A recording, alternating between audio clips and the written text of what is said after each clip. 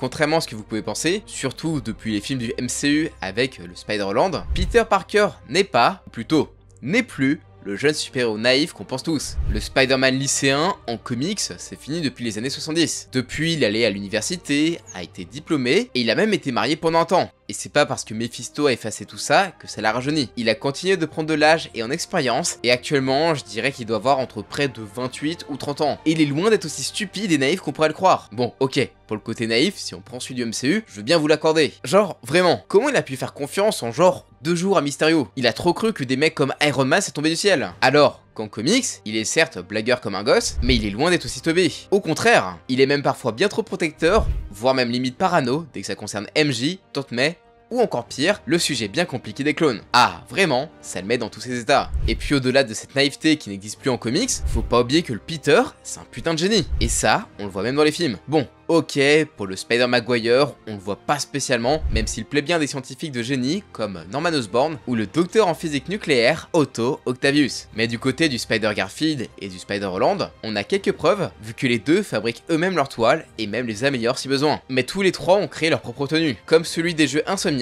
qui lui non plus ne manque pas d'intelligence et de connaissances scientifiques. Mais en comics, c'est encore plus flagrant que Spider-Man est un véritable génie, et ce, même avant d'entrer pleinement dans l'âge adulte. Et c'est pas moi qui le dis, c'est Reed Richards lui-même, l'un des plus grands scientifiques de l'univers Marvel, qui considère Peter comme aussi intelligent que lui au même âge. C'est pas pour rien que c'est des Science Bros. Et puis c'est un inventeur de ouf. Il a inventé tout plein de toiles différentes, genre acide, taser, aussi résistantes que du ciment. Bref, de quoi tenir le coup en toute situation, juste avec ses toiles. Et si ça suffit pas, il a aussi ses Spider Armure. Et je parle pas de celles faites par Iron Man, mais bien des tenues qu'il a lui-même créées, tantôt pour être discret / invisible, des fois pour être anti-électro, ou encore pour défoncer les Sinister Six d'Octavius. En vrai, là on le voit vraiment, c'est dans les jeux Spider-Man. Genre vraiment, tous ces gadgets, c'est pas que pour le gameplay. En comics aussi, il en a plein. Enfin, quand les auteurs se décident à s'en servir. L'autre chose que beaucoup trop de gens sous-estiment chez Spider-Man, c'est sa force. Bah oui. Forcément, vu que c'est l'araignée sympa du quartier qui protège les petits gens comme nous des criminels de la vie quotidienne, c'est sûr que ça donne pas l'impression qu'il est si fort. Pourtant, sa super force est si grande qu'il se retient constamment. Sinon, le moindre coup de poing tuerait un simple humain. Et ça, on l'a bien vu quand Octopus a pris son corps et a brisé la mâchoire du scorpion comme si c'était du verre alors qu'il avait son armure. Il est assez fort pour affronter Hulk, et ses coups de poing peuvent mettre KO le Rhino ou ravager la tronche d'un Kingpin s'il se retient pas trop. Genre vraiment. Quand le Super Spider-Man était vénère contre les Avengers,